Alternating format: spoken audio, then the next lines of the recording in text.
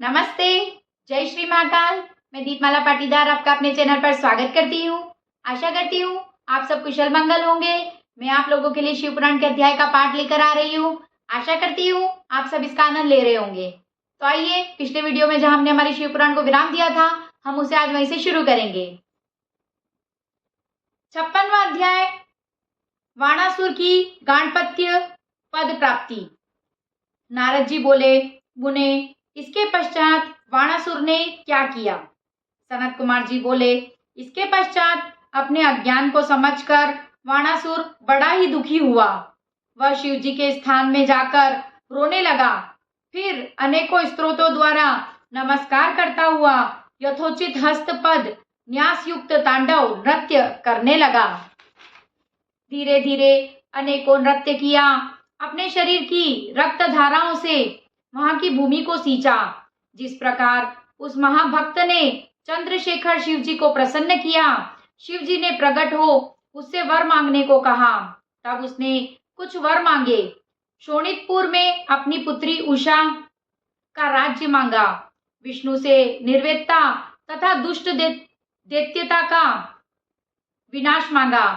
फिर शिव भक्तों में स्नेह तथा सब प्राणियों में दया मांगते हुए उसने हाथ जोड़ शिव जी को प्रणाम किया और इनकी बड़ी स्तुति की। वाणासुर ने कहा, देवों के देव महादेव जी, आपकी ब्रह्म परमात्मा सर्वव्यापी अखिलेश्वर सब में परे है। प्रभु, आपने मुझ पर बड़ी कृपा की जो मेरा गर्व नष्ट किया। ऐसी स्तुति कर वाणासुर प्रेम से प्रफुल्लित हो अपने सारे अंगों को झुका प्रणाम कर मौन हो गया। शिव जी ने प्रसन्न हो कहा, तुम्हें सभी वर प्राप्त होंगे। ऐसा के शिव जी अंतर ध्यान हो गए। शिव जी के प्रसाद से वाणासुर ने महाकाल तत्व प्राप्त कर बड़ी प्रसन्नता प्राप्त की। 57वां अध्याय, गजासुर वध वर्णन। सनत कुमार जी बोले, व्यास जी, अब शिव जी के उस चरित्र को सुनो जिसमें उन्होंने राजवेंद्र गजासुर को त्रिशूल से मार दिया था। देवताओं के हितार्थ देवी ने महिषासुर को मारा था और जिसका बदला लेने के लिए ही उसके पुत्र गजासुर ने उग्र तप कर ब्रह्मा जी से वर प्राप्त किया था। जब इस प्रकार ब्रह्मा जी से वर प्राप्त कर वह अपने स्थान को आया तो उसके सब दिशाओं तीनों लोकों सहित देवता, असुरों, मनुष्यों और इंद्रादि को सहित सब गंधर्वों और सबों को जीत उनके तेज को हरण कर लिया। उसने देवताओं को अपने चरणों में गिराकर प्रणाम कराया और सबको प्रचंड आज्ञा देकर महेंद्र पर्वत पर जाकर क्रीड़ा करना आरंभ किया। वह विषय लोलुप्त हो गया। पृथ्वी पर जितने भी तपस्वी ब्राह्मण थे, महिषासुर के पुत्र उन्हें क्लेश देने लगा। इस प्रकार जब वह काशी नगरी में आया तो उससे पराजित इंद्रादिक सब देवता भागकर शिव जी की शरण में गए और प्रणाम कर बड़ी स्तुति की। तब शिव जी कुपित हो हाथ में त्रिशूल ले उस दैत्य को मारने चले। उसने शिव जी से बड़ा युद्ध किया, तलवार ले शिव जी के ऊपर दौड़ा। शिव जी ने त्रिशूल उठा उसका सिर छेदन किया, परंतु शिव जी को अपना स्वामी मानकर उनको अनेकों प्रकार से स्तुति करने लगा। शिव जी शीघ्र ही प्रसन्न हो उसे वर देने लगे। उसने कहा, यदि आप प्रसन्न हैं तो मुझे मारकर मेरी देह को अपना ओढ़ना बनाइए तथा कृतिवासा नाम दीजिए। शिव जी ने तथास्तु कहकर उसके शरीर को काशी क्षेत्र में मुक्तिदायक ज्योतिर्लिंग बनाया। उसके कृतिवाश्वेश्वर हुए। फिर शिव जी ने गजासुर के उस विस्तृत चर्म को ग्रहण कर अपना अच्छा दन किया। गजासुर के वध से देवता शांत हुए। 58वां अध्याय, निवाद वध। सनत कुमार जी बोले, व्यास जी, अब दुदुम्बी निवाद का चरित्र कहता हूँ कि जिससे महादेव जी ने मारा था। जब विष्णु द्वारा दिति का महाबली पुत्र हिरण्याक्ष दैत्य मारा गया तो उसके कारण दिति को बड़ा दुख हुआ। तब दुदुम्बी निवाद ने आकर दिति को बड़ा आश्वासन दिया और देवता किस प्रकार जीते जाएंगे इस पर विचार किया। उसने कहा, इसमें ब्राह्मण आदि कारण कारण है। दुदुम्बी निवात ने ब्राह्मणों का ही संहार करना चाहा, क्योंकि देवता तो योग भोगी हैं और यज्ञ वेदों से उत्पन्न हुए हैं तथा ब्राह्मण इसके आधार पर हैं। इस प्रकार देवताओं को ब्राह्मणों का बल है। यदि ब्राह्मण नष्ट हो जाएंगे तो वेद स्वयं ही नष्ट हो जाएंगे। यज्ञ के नाश होने से देवता भोजन रहित हो जाएंगे और तब इन्हें सुगमता से जीता जा सकेगा। ऐसा निश्चय कर वह दुष्ट फिर विचार करने लगा। तपशील ब्राह्मणों की खोज की। उसे ज्ञात हुआ कि अधिक ब्राह्मणों की भूमि काशी है, अतः पहले उसे जीतकर फिर दूसरे तीर्थों को जाऊंगा। दुदुम्बी निवात काशी में आ ब्राह्मणों को मारने लगा। जो ब्राह्मण कुशा और समीधा लेने बन जाते, वहां आ सबको वहीं खा जाता। वह कभी बंचर कभी जलधर होकर विचरता रहता। वह मायावी अदृश्य रूप दैत्य कभी देवताओं की दृष्टि में नहीं आता। दिन में मुनियों की तरह ध्यान लगा कर मुनियों के मध्य में बैठ जाता और रात्रि में ब्राह्मणों की पाठशाला में प्रवेश कर निर्जन देख व्याघ्र का रूप धारण कर ब्राह्मणों को फाड़ कर खा लेता। इस प्रकार उस दुष्ट ने बहुत से ब्राह्मणों को मार डाला।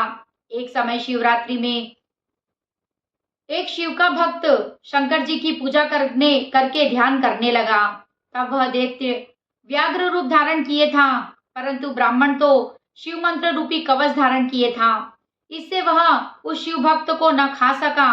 इससे भगवान शंकर कुपित हो उसे वध करने की इच्छा करने लगे। फिर भक्तों की रक्षा में चतुर बुद्धि वाले भगवान शंकर ब्राह्मण के उसी पूजित लिंग से प्रकट हो गए। तब शंकर जी को प्रकट हुए देख वह दैत्य उसी रूप में इतना बड़ा कि पर्वत के समान हो गया, परंतु शिव जी ने एक ही मुष्टि मारकर उससे के जीवन का अंत कर दिया। उसकी भयानक चिंगाड़ से आकाश व्याप्त हो गया। मुनियों ने एकत्र हो जय जय शब्दों से शिव जी की बड़ी स्तुति की। 59वां अध्याय विदल उत्पल नाम के दैत्यों का विनाश। श्री सनत कुमार जी बोले, श्री वेद व्यास जी, अब मैं आपको विदल एवं उत्पल नामधारी दैत्यों के नाश की कथा सुनाता हूँ। विदल तथा उत्पल नाम के दो दैत्य हैं। उन्होंने तप करके यह वर मांग लिया था कि हम किसी भी पुरुष के हाथों न मरे। इस प्रकार वर पाकर उन्हें अभिमान छा गया। अपनी भुजाओं के बल से सारे ब्रह्मांड को जीतकर अपने वश में कर लिया। फिर संपूर्ण देवताओं को भी युद्ध में परास्त कर दिया। इस प्रकार हारकर देवताओं ने ब्रह्मा के पास जाकर उन्हें प्रणाम किया। फिर स्तुति करके अपना दुखड़ा सुनाया।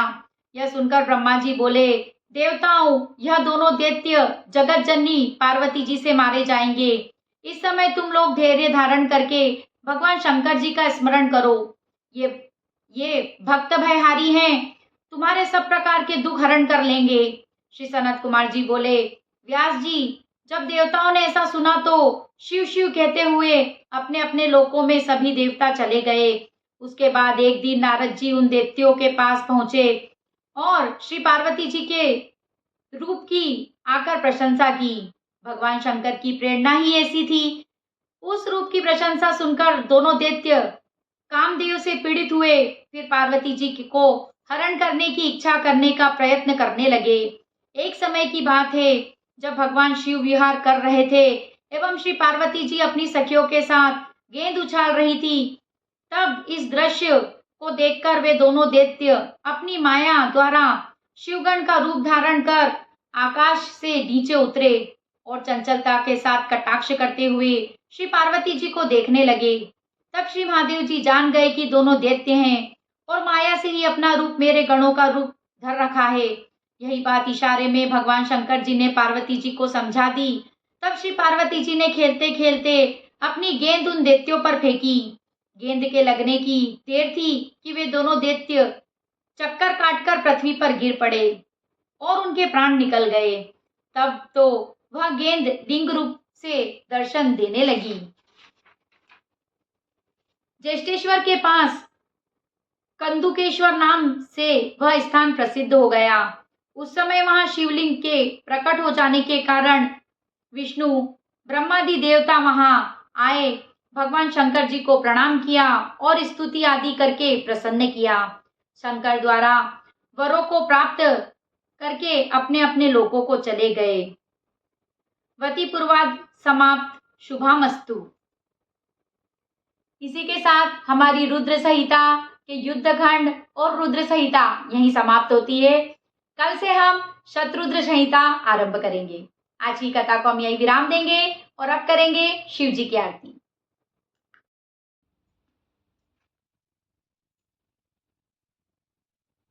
ओम जय शिव ओमकारा, प्रभु हर शिव ओमकारा, ब्रह्मा विष्णु सदा शिव, ब्रह्मा विष्णु सदा शिव, अर्धांगी धारा। ओम जय शिव ओमकारा, एकानन चतुरानन, पांचानन राजे, शिव पांचानन राजे, हंसानन गरुडासन, हंसानन गरुडासन, विश्वाहन साजे।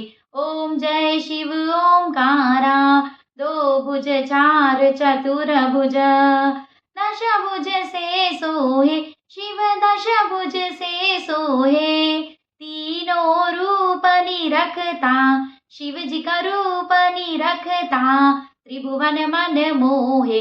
ओम जय शिव ओमकारा, अक्षमाला वनमाला, मुंडमाला धारी, शिव मुंडमाला धारी, चंदन मृग मृग चंदा, चंदन मृग मृग चंदा, भोले शुभकारी। ओम जय शिव ओमकारा, श्वेतांबर पीतांबर, बाघंबरी अंगे, शिव बाघंबरी अंगे, ब्रह्मादिक सनकादिक, सनकादिक ब्रह्मादिक, प्रेतादिक संगे। ओम जय शिव ओमकारा, करके मध्य कमंडल, चक्र त्रिशूल धरता, शिव चक्र त्रिशूल धरता, जग करता जग हरता, दुख हरता सुख करता, जग पालन करता। ओम जय शिव ओमकारा, ब्रह्मा विष्णु सदा शिव, जानत अविवेका, शिव जानत अविवेका, प्रणवाक्षर के मध्य, प्रणवाक्षर के मध्य, यह तीनों एका। ओम जय शिव ओमकारा, त्रिगुण स्वामी जी की आरती। जो कोई नर गावे, शिव जो कोई जन गावे, कहत शिवानंद स्वामी, कहत हरा हर स्वामी, मन वांछित फल पावे। ओम जय शिव ओमकारा, ओम जय हर हर महादेव।